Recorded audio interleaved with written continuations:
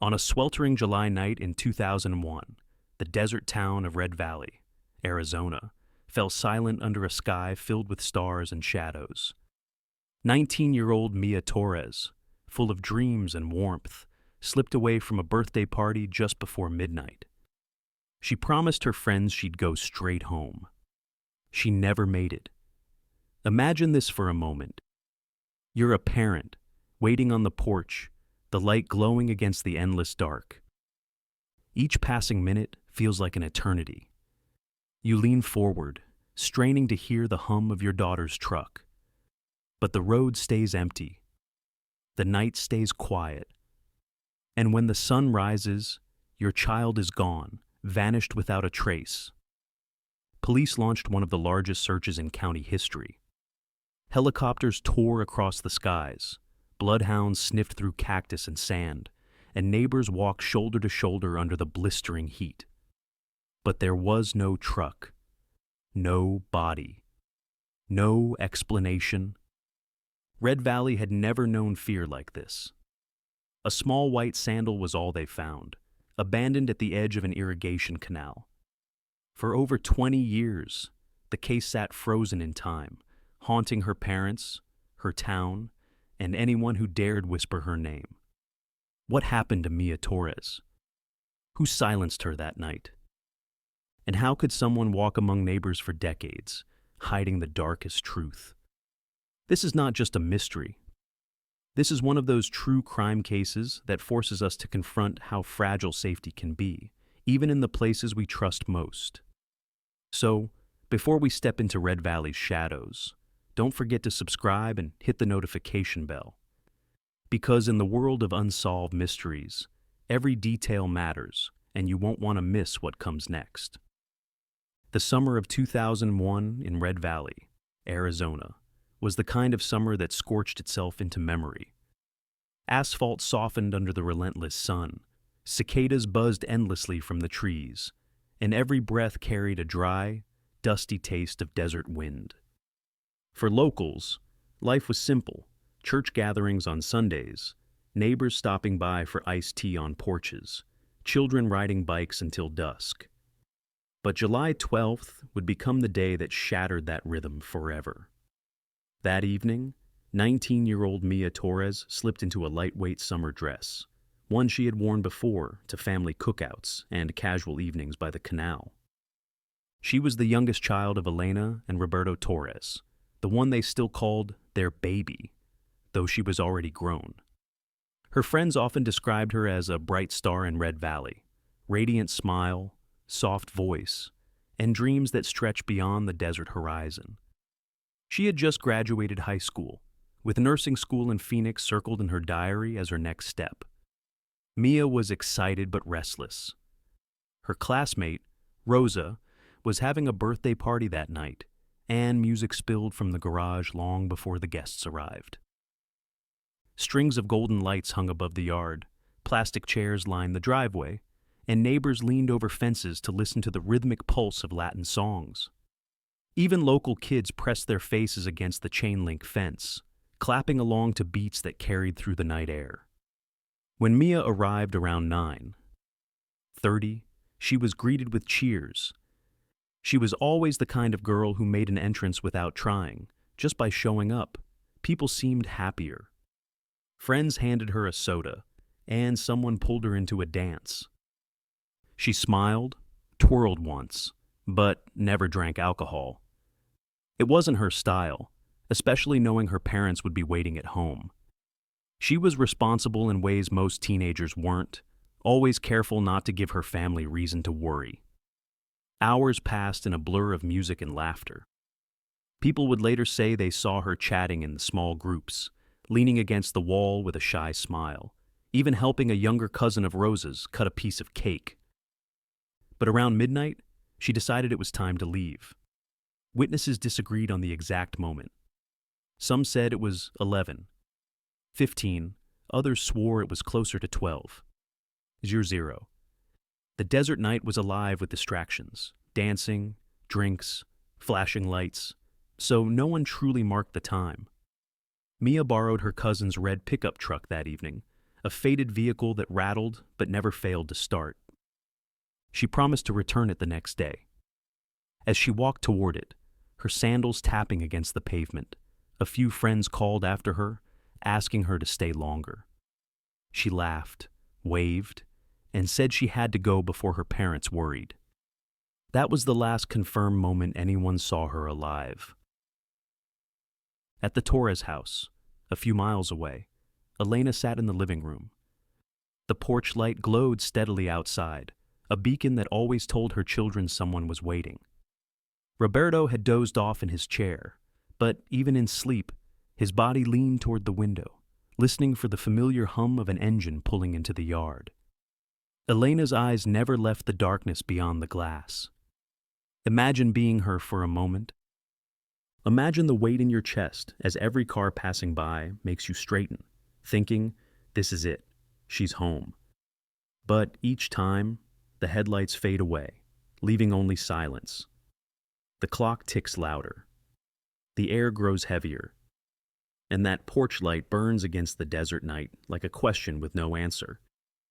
By 12:30, Elena's fingers gripped the armrest so tightly her knuckles turned white. At 1:00, she shook her husband awake.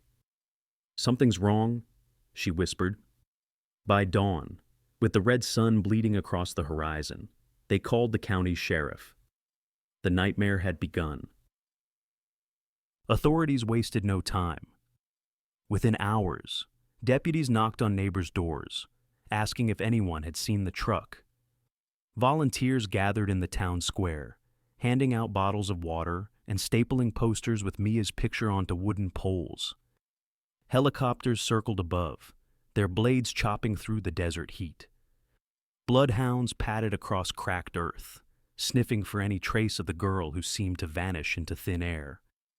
For Red Valley, a town barely 4,000 strong, the disappearance of a young woman wasn't just a tragedy, it was unthinkable. People were used to accidents on highways, maybe the occasional burglary.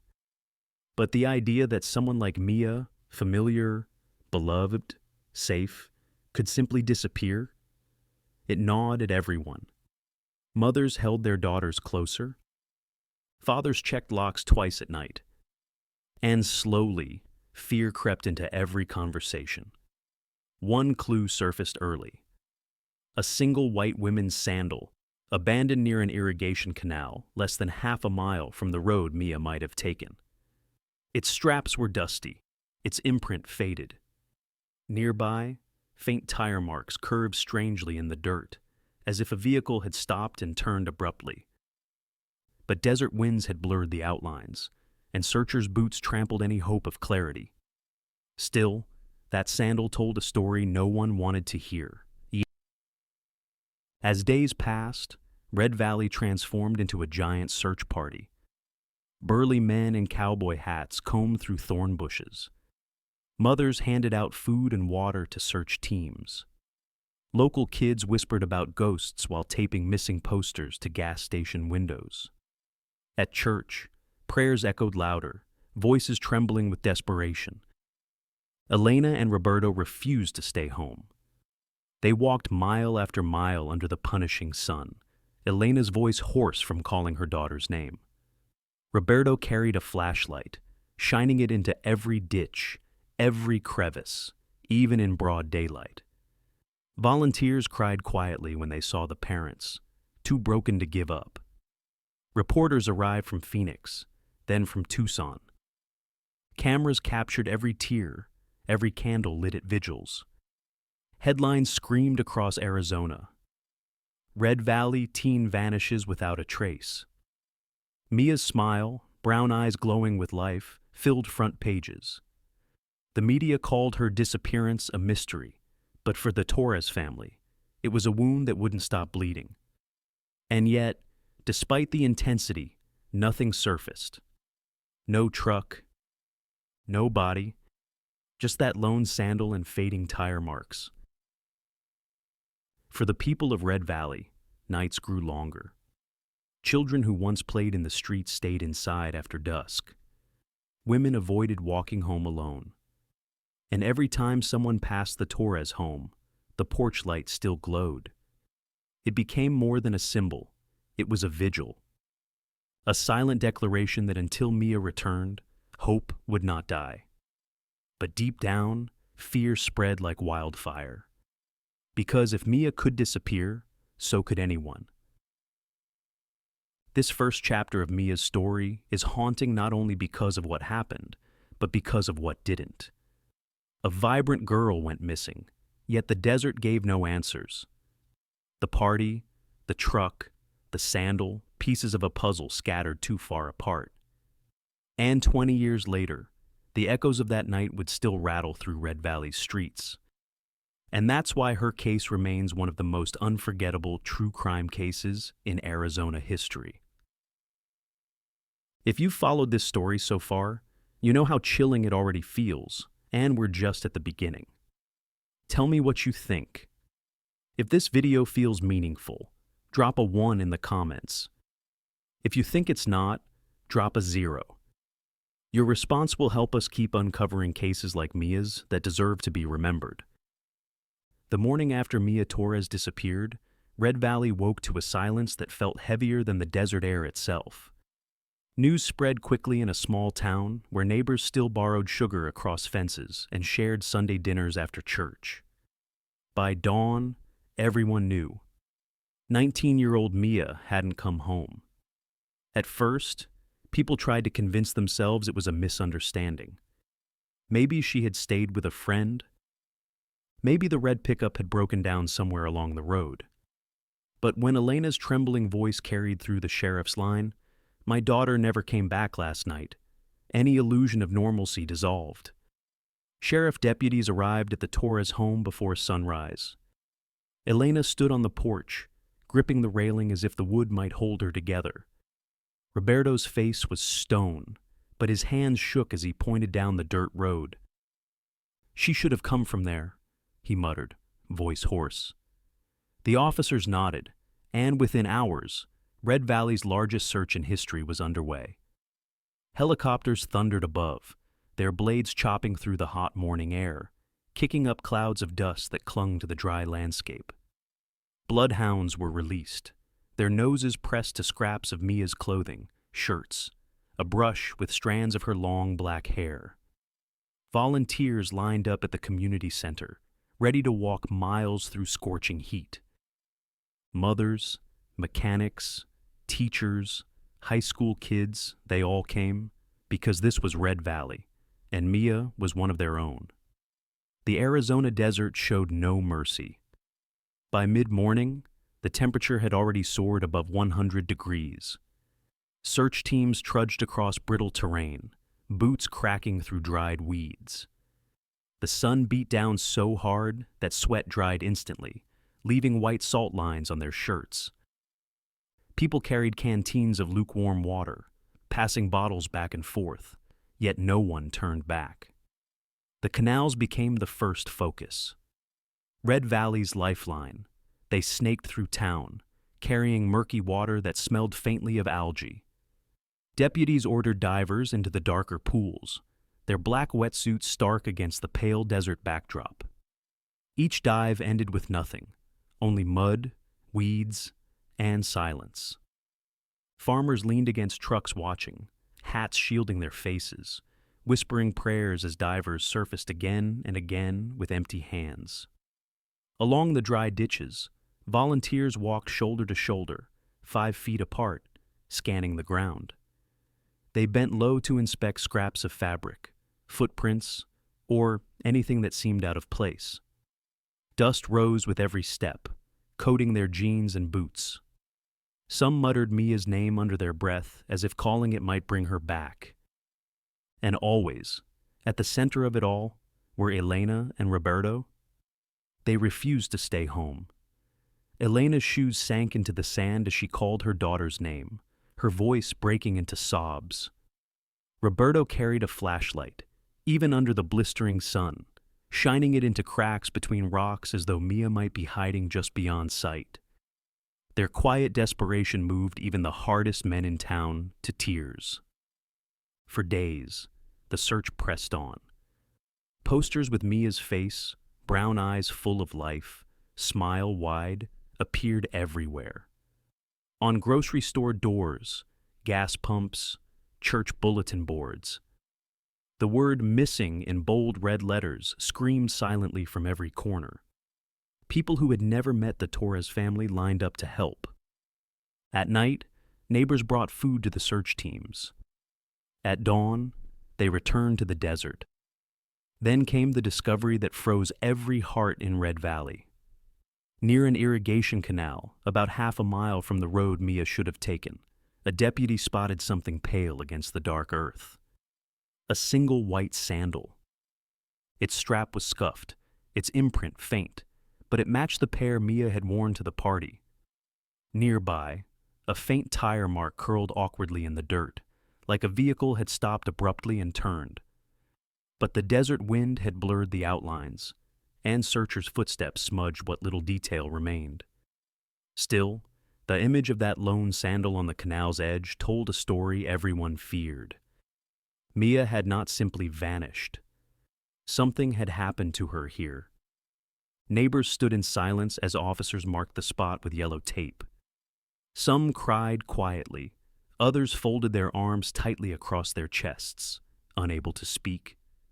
Elena fell to her knees, clutching the sandal when deputies showed it to her, sobbing into her hands. Roberto held her shoulders, eyes fixed on the ground, as if the earth itself had betrayed them. Imagine standing there.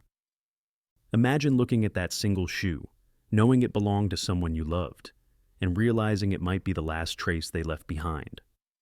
That's when fear grips you, not the kind that makes you run, but the kind that roots you to the spot, stealing your breath. And for the town of Red Valley, fear was no longer an idea. It had become reality. The sheriff spoke to the crowd gathered nearby, voice firm. "We don't stop here. This isn't over." But his eyes betrayed the weight of uncertainty. The desert had already swallowed too many answers. If this story has shaken you so far, tell us what you think. If you believe it's important to keep Mia's memory alive, drop a 1 in the comments. If you don't feel it yet, drop a 0. Your voice helps us continue covering these haunting true crime cases that deserve to be remembered. The discovery of the white sandal near the canal changed everything. For days, Red Valley buzzed with fear and speculation. A single shoe was not a body, not proof of death, but it was enough to confirm that something terrible had happened. And in the vacuum of answers, suspicion spread like wildfire. Sheriff's deputies tightened their search, but soon shifted focus toward interviews. The question loomed: who would want to harm Mia Torres? The first name on everyone's lips was Daniel Ortiz, Mia's ex-boyfriend. They had dated briefly during high school, the kind of young romance that burned bright but ended messily. Locals recalled seeing them argue outside a grocery store weeks before her disappearance. One woman, bagging produce at the time, told police she heard raised voices, Daniel's tone sharp, Mia turning away in tears before a neighbor stepped in. Detectives brought Daniel into the small, windowless interrogation room at the county office. He sat stiffly, a wiry 20-year-old with tired eyes, answering questions while cameras clicked behind tinted glass. Where had he been the night of July 12th? Could anyone verify it? Daniel insisted he'd been working the late shift at a gas station on the edge of town.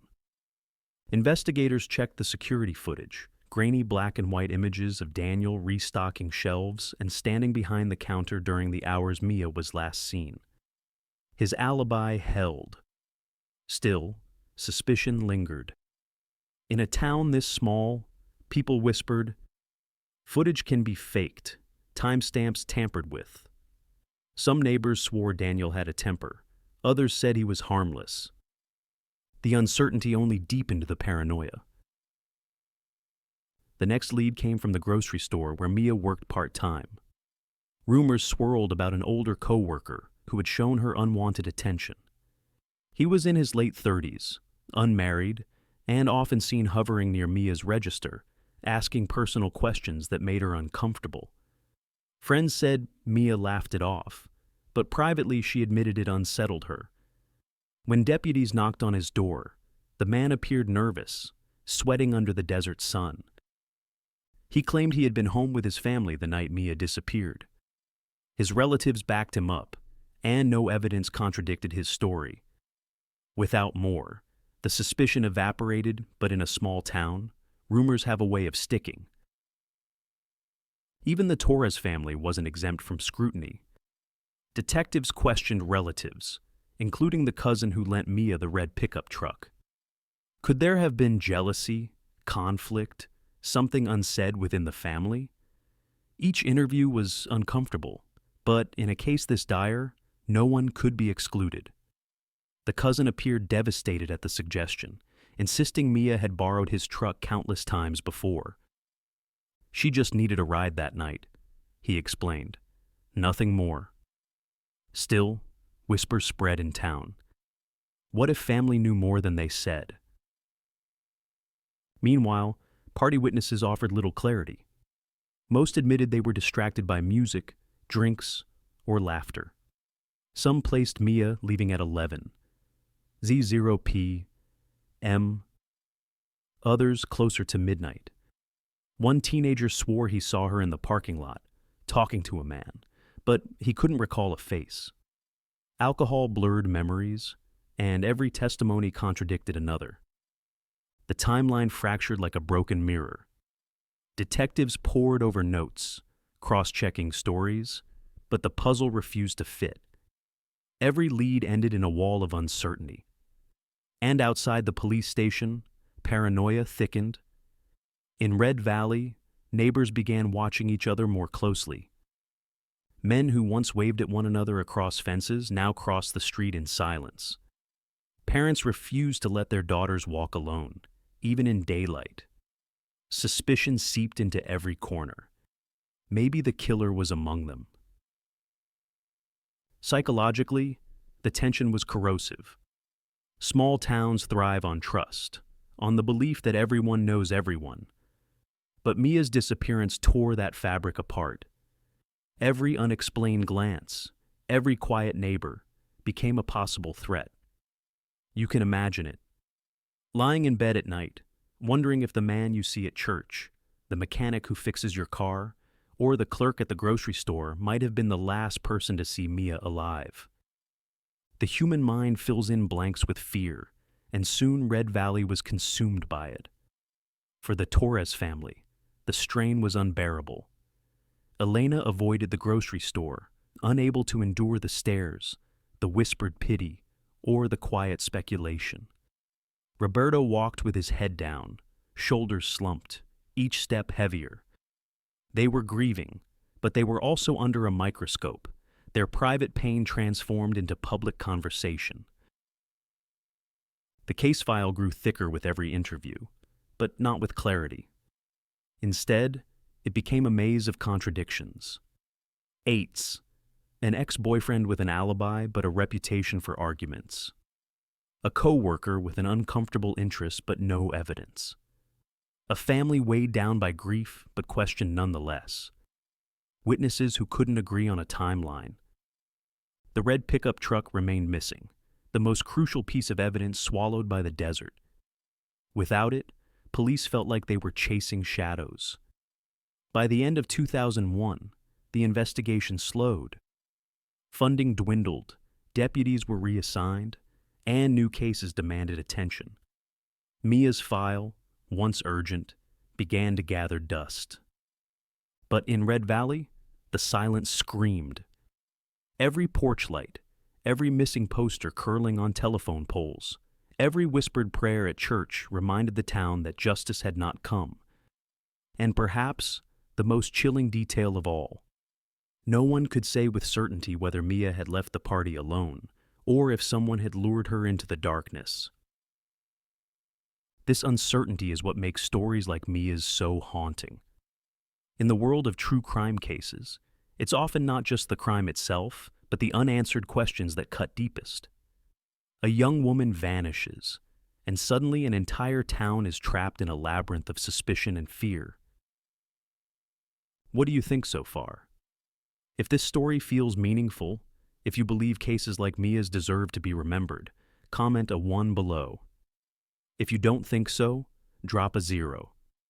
Your response helps us decide which stories to bring back into the light, making sure no victim's memory is lost. By the winter of 2001, the investigation into Mia Torres' disappearance had slowed to a crawl. The thick file that once drew daily attention at the sheriff's office now sat untouched on a corner desk.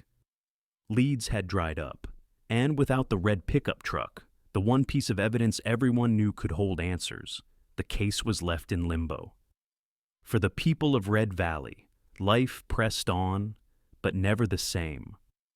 The local diner still opened at sunrise, church bells still tolled on Sundays, and kids still raced their bikes through quiet streets.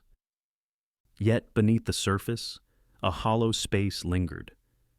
Every family carried the weight of Mia's absence. The unanswered questions cast a shadow that refused to lift. At the Torres household, time stood still. Elena refused to move a single thing from Mia's bedroom. Her bed remained neatly made, stuffed animals lined across the pillows, her diary resting on the desk with its last entry still visible.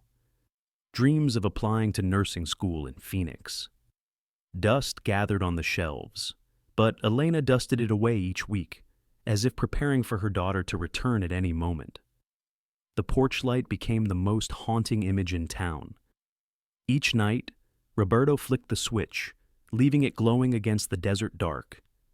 Neighbors passing by saw it as a beacon, a silent plea. Come home, Mia. But as weeks turned into months, and months into years, the light came to symbolize something else. Not just hope, but grief frozen in time. Every July 12th, the anniversary of Mia's disappearance, the Torres family organized a small vigil at the local church.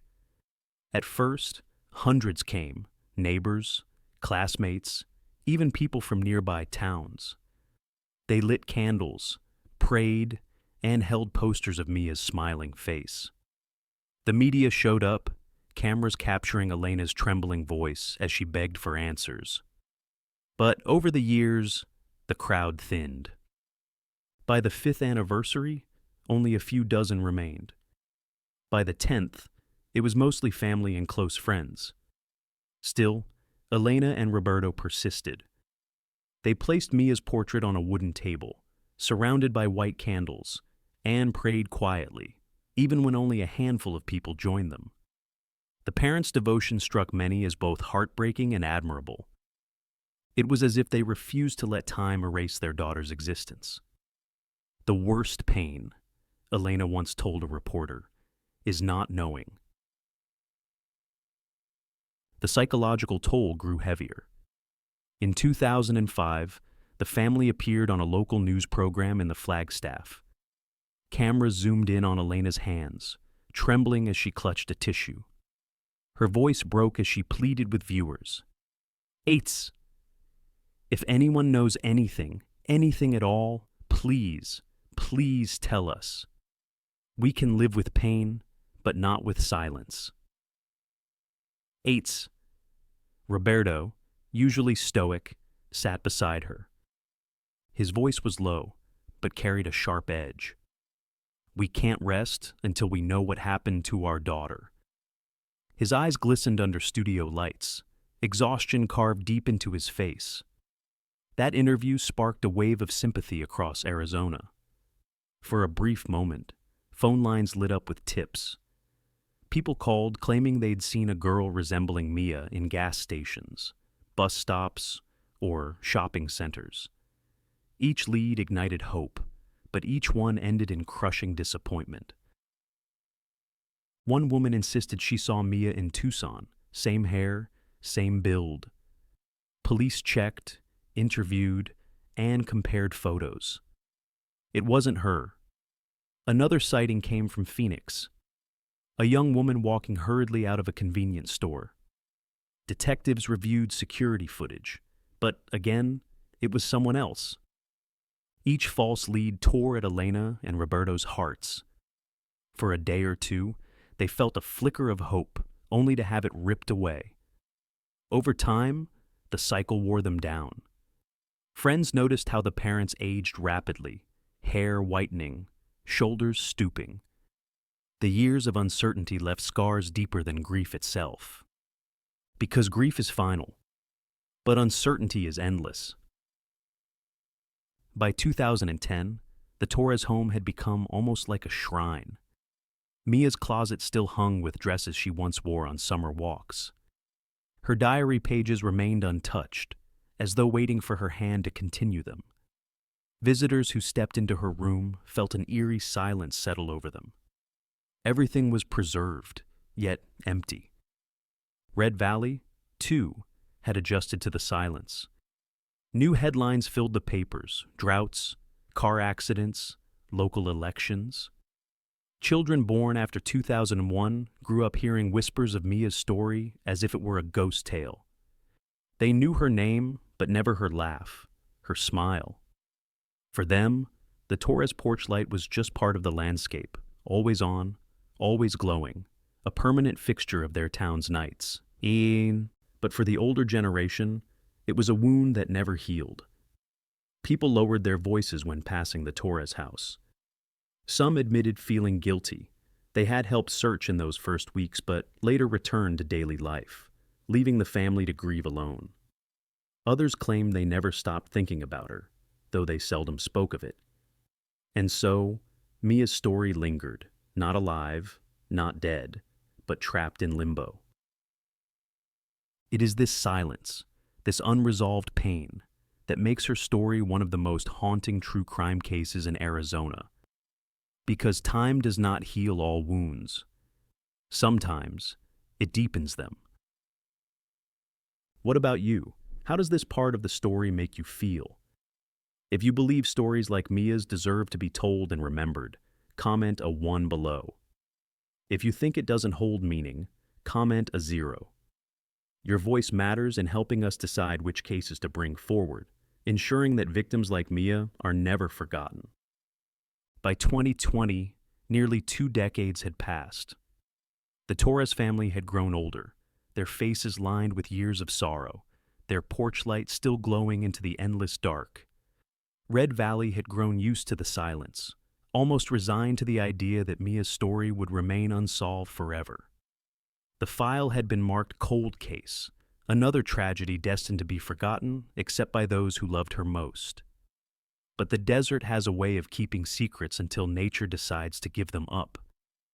In March of 2022, Red Valley experienced something unusual. Rain.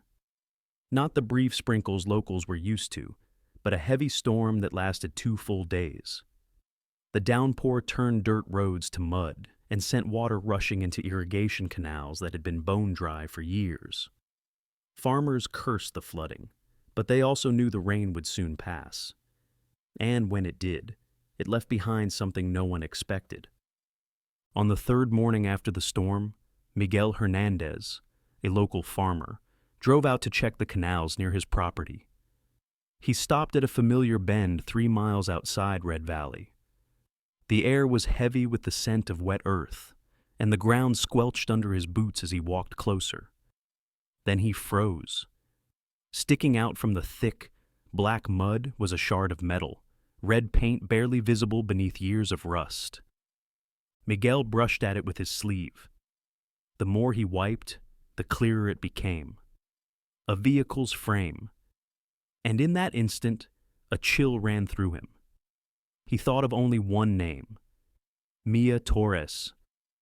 His hands shook as he pulled out his phone and called the county sheriff. Within an hour, the quiet canal was transformed into a crime scene. Yellow tape fluttered in the damp breeze, police cruisers lined the dirt road, and curious townspeople gathered behind barriers. The air buzzed with whispers. Could it really be her truck? After all these years? Salvage crews arrived with cranes and heavy chains.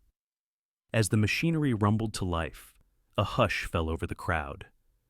The crane's hooks clamped onto the corroded frame, And slowly, inch by inch, the buried vehicle rose from the mud.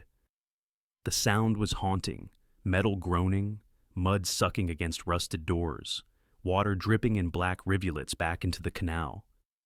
Finally, the truck broke free, its faded red paint glistening faintly under the pale sun. After 21 years hidden in the muck, the Torres family's missing pickup had resurfaced. People watching felt their stomachs knot, knowing that whatever was inside had been waiting just as long. When officers pried open the driver's side door, many witnesses turned away. Inside, folded awkwardly in the seat, was a human skeleton. Bones bleached by water, fragile and broken, strands of long black hair still clinging stubbornly to the headrest. On the floor lay a ruined leather wallet, moldy and falling apart, but when dried and examined, the name was clear: Mia Torres. Gasps rippled through the crowd. Some wept openly, others clasped their hands to their mouths. After 21 years, the girl who had vanished into the desert night had been found, not alive, but finally home. For the Torres family, the news hit like lightning. Elena collapsed when detectives knocked on her door, sobbing uncontrollably as she clutched Mia's photograph. Roberto sat in silence, staring at the floor, unable to comprehend the words. "We found her truck. We found her." Relief and agony collided in their hearts. Relief that they finally had answers. Agony that those answers meant their daughter had been lost all along. In Red Valley, shock spread like wildfire. The ghost story told to children had just become brutally real. The porch light, still glowing at the Torres house, was no longer just a symbol of hope. It was now the reminder of a truth unearthed from mud and water. For detectives, the discovery was more than tragic closure. It was an opportunity. If the truck had been found intact, if remains and belongings survived, then perhaps, after 2 decades, evidence still lingered. Blood. Fibers. Something overlooked in 2001 that modern forensic science could now expose. At the Phoenix Crime Lab, the pickup was sealed under bright floodlights. Forensic teams in white suits cataloged every inch. Mud was scraped carefully, fragments of fabric bagged, bones lifted with gloved reverence. A delicate silver necklace was discovered tangled in roots at the canal bank, a heart-shaped pendant engraved with the letter M. Its chain was broken, hinting at a violent struggle. But the most chilling detail lay in the tire marks re-examined along the canal. Its engineers noted they weren't smooth, as expected in an accident, but jagged and abrupt, suggesting the vehicle hadn't simply slid by mistake. It had been forced. Imagine standing there, staring at the mud-slicked truck, hearing detectives whisper these findings. After decades of silence, the case wasn't just reopening, it was unraveling in real time. And that's the moment you realize. This is why true crime cases matter. Because justice, even delayed by 21 years, still has a voice. As the canal was drained, more evidence surfaced. The necklace. A scrap of brown fabric stained dark, possibly with blood. Items that had waited decades beneath the water, silent but unyielding.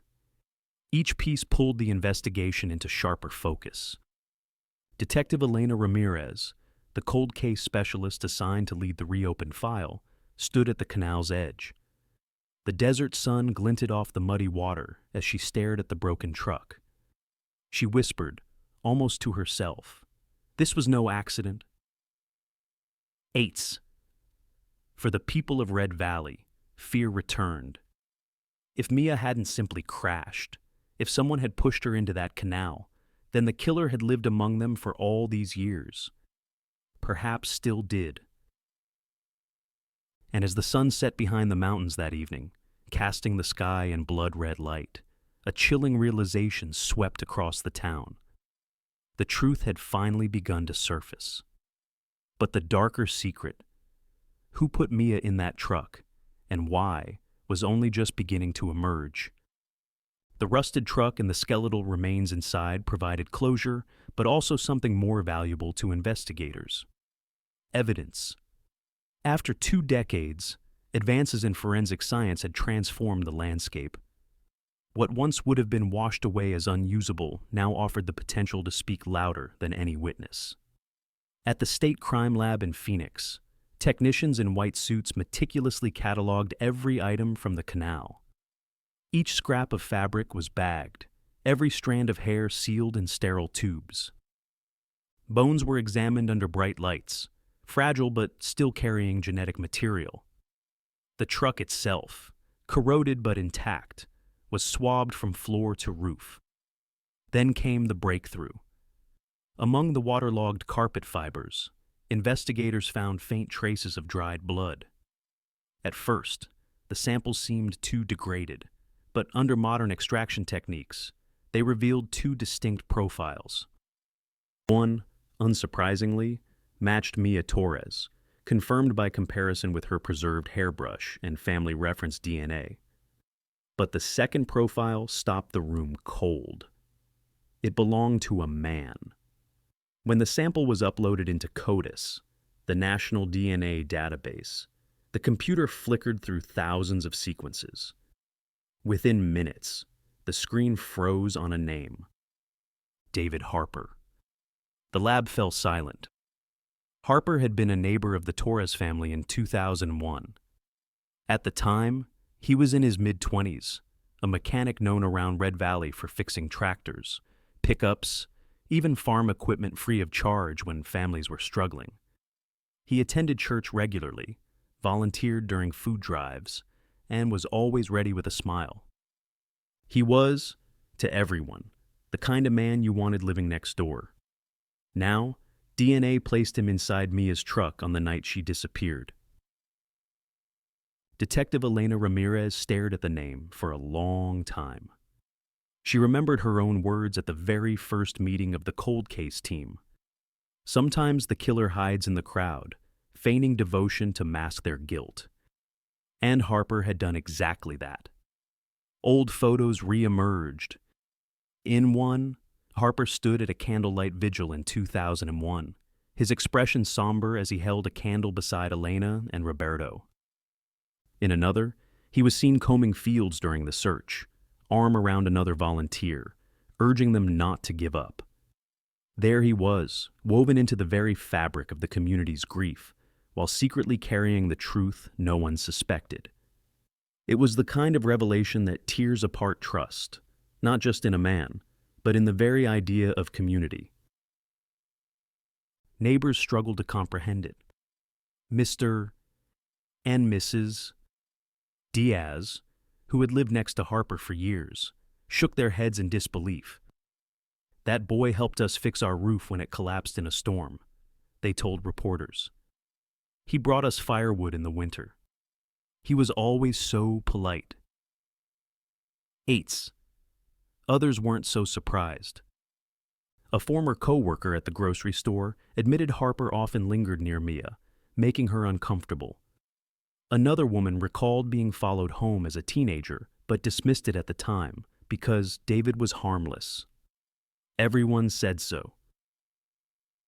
Eights. Now those memories felt like red flags, ignored for decades. Psychologically, Harper embodied a terrifying dual identity. To Red Valley, he was the good neighbor, the hard-working mechanic, the friendly volunteer. But beneath that mask, the DNA told another story, a predator hiding in plain sight. Imagine the betrayal. Imagine realizing that the man who patted your shoulder at a vigil, who shared coffee during search parties, might have been the very one who pushed Mia into that canal. The chilling thought rippled through the community like a second storm. For the Torres family, the revelation cut deepest of all. Roberto remembered vividly how Harper once came to their home, fixing the old truck in their driveway, eating dinner at their kitchen table. Elena recalled him bringing baked goods from church, smiling warmly as he chatted with Mia. He wasn't a stranger. He wasn't some faceless monster. He was someone they trusted. And that betrayal hurt worse than anything. Detective Ramirez and her team worked late into the night, piecing together the new narrative.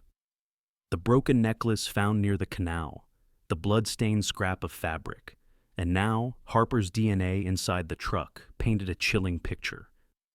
This had never been an accident. It was a crime, and the man who committed it had lived freely for over 2 decades, shielded by his reputation. Still, prosecutors needed more than DNA. They needed motive, opportunity, a timeline. Investigators revisited old witness statements, now reframed in light of Harper's identity. One teenager had said they saw Mia talking to a man in the parking lot the night of the party, but couldn't remember his face. Could that man have been Harper? Piece by piece, the maze began to clear. News of the DNA match spread fast. Arizona papers ran headlines in bold. Eights, Red Valley cold case breaks after 21 years. Eights, kind neighbor revealed as suspect. Eights, the town erupted in disbelief and fury. Some refused to accept it, clinging to the image of Harper as a helper, a friend. Others, remembering uneasy moments long buried, admitted the evidence fit all too well. The divide was sharp. At the local coffee shop, one man muttered, "DNA doesn't lie." At the church down the street, another countered, "But David wouldn't do this. I've known him since he was a boy." Eights. The truth, however, didn't care for opinions. It sat in cold numbers, in genetic sequences that couldn't be faked. Harper's blood was in Mia's truck. There was no denying that. In the world of true crime cases, this is the most unsettling part. Realizing evil doesn't always come cloaked in darkness. Sometimes it comes with a smile, a handshake, and an offer to help. As Harper's name echoed across Red Valley, fear returned with full force. Parents pulled their children closer. Old conversations were re-examined, casual moments replayed in hindsight. Everyone asked the same question. How did we not see it? And as Detective Ramirez pinned Harper's photo to the case board, she spoke quietly but firmly to her team. We've heard Mia's voice through the evidence. Now, it's our job to finish what began 21 years ago. Eights. The hunt for justice had entered its final, irreversible stage. The name on the DNA report had barely sunk in when the sheriff's office moved to act. On a misty April morning in 2022, Red Valley woke to flashing red and blue lights cutting through the pre-dawn darkness. Police cruisers blocked off Harper's quiet street, their engines humming against the still desert air. At 5 a.m., a megaphone cracked through the silence. Eights. David Harper, this is the sheriff's office. Come to the door with your hands visible. Eights. Inside, neighbors stirred. Curtains twitched, doors creaked open, and sleepy residents stepped onto porches in robes and slippers. Some carried steaming mugs of coffee, their faces pale as they watched the drama unfold. When Harper's front door finally opened, he appeared in wrinkled pajamas, hair unkempt, his expression unreadable. Officers swarmed, ordering him to step outside. He obeyed without resistance, standing like stone as handcuffs clicked around his wrists. His eyes scanned the crowd of neighbors gathered on the sidewalks. Some gasped. Others whispered. A few simply stared back in disbelief. This was the man who once helped fix their cars, brought casseroles to church potlucks, and prayed alongside them at vigils for Mia. Now, shackled and silent, he was escorted into a waiting cruiser. The arrest shattered Red Valley's fragile sense of security. In diners and church halls, debates erupted. Some insisted Harper was innocent, a victim of flawed science. Others pointed to the DNA and said justice had finally arrived. The community was split down the middle. Weeks later, the trial began.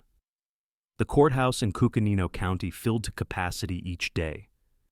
Reporters set up cameras outside, capturing every detail for statewide broadcasts. Inside, the air was electric, thick with anticipation. In the front row sat Elena and Roberto Torres, holding a framed photo of Mia. Elena clutched her husband's hand tightly, her face pale but resolute. For them, this was not just a trial. It was the moment they had waited 21 years to see. Harper entered the courtroom in an orange jumpsuit, wrists cuffed, escorted by deputies. He walked with his head high, his expression as cold as stone. To many, his composure was more chilling than any outburst could have been. The prosecutor began with the evidence. He presented the blood-stained fabric, the broken necklace, the DNA report linking Harper to the truck. "These are not coincidences," he declared. "This is the voice of truth, preserved in evidence for 21 years. Eights. Jurors leaned forward, some wincing as photographs of the truck and skeletal remains were shown on a large screen. Gasps rippled through the gallery. Then the defense countered. Harper's attorney, a seasoned man with gray hair and a steady voice, argued there was no direct witness, no one who had seen Harper with Mia that night. Yes, DNA was found, he conceded. But Harper was a neighbor, a friend of the family. He worked on their vehicles, sat at their table. His DNA could have been in that truck long before July 12th. Ladies and gentlemen, you must remember, justice requires proof beyond a reasonable doubt. Eights. The words planted unease. Could it be possible? Had the DNA been misinterpreted? The defense leaned hard on doubt, and in a small-town jury, doubt was powerful. But the prosecution struck back with testimony. Women came forward describing Harper's unsettling behavior in the past, comments, stares, moments they dismissed as just David being David. Now, seen in hindsight, they formed a pattern too disturbing to ignore. The courtroom grew tense. Jurors shifted uncomfortably, caught between the image of the kind neighbor and the portrait of a predator. And through it all, Harper sat motionless. No frown, no smile, no hint of remorse. Just that same blank stare, as if the trial had nothing to do with him. Imagine sitting there, watching him. Imagine the chill creeping into your spine as you realize this man could sit across from you at a church supper, fixing your car with a smile, while hiding such darkness. That is the horror of predators who blend into plain sight. And it's why Mia's case remains one of the most unforgettable true crime cases in Arizona. What do you think about Harper's cold stare in the courtroom? Did it strike you as guilt or just emptiness? If this video has meaning for you, drop a 1 in the comments. If you don't think so, drop a 0. Your feedback guides us in deciding which stories to bring forward, keeping these cases alive. The trial was only the beginning, but for the Torres family, closure finally came when Mia was laid to rest. On a warm Arizona afternoon, the small cemetery south of Red Valley filled with white flowers. Neighbors, old classmates, and townspeople who once searched the desert now stood shoulder to shoulder, their eyes wet with tears. Elena and Roberto sat before the headstone that bore their daughter's name. Elena whispered through trembling lips, "Our girl has come home." Roberto rested a hand on the stone, silent, but his tear fell into the dry earth as though sealing a promise 21 years in the making. The porch light at the Torres home still burns each night. But now, it is no longer a symbol of unanswered hope. Instead, it stands as a beacon of resilience, a reminder that justice, even delayed, can still find its way through the darkest silence. For the community, Mia's case left lessons etched deeper than the desert's scars. It proved how small towns cannot rely only on appearances, that even the kindest neighbor may hide secrets. It showed the necessity of listening to victims, of taking uncomfortable stories seriously, rather than dismissing them as harmless. And it highlighted the transformative power of science. Without modern DNA testing, Mia's voice would have remained buried beneath mud and memory. Across America, this story resonates beyond Red Valley. Families with missing loved ones cling to the hope that persistence and technology will one day bring their answers too. In the world of true crime cases, Mia's tragedy is both a warning and a testament. That truth, no matter how long it takes, cannot be buried forever. As the sun sets behind the desert mountains, casting the sky in shades of red and gold, the people of Red Valley gather each July 12th. They light candles, not just for Mia, but as a vow to protect one another, to remain vigilant, and to never let silence win. Thank you for joining us in remembering Mia Torres. If this story moved you, please subscribe, hit the notification bell, and share this video so others never forget her. And let us know in the comments. Do stories like this inspire hope for justice, or remind you of how fragile safety can be? Your voice helps us keep telling these stories, and ensures that no case, no matter how cold, is ever truly forgotten. See you.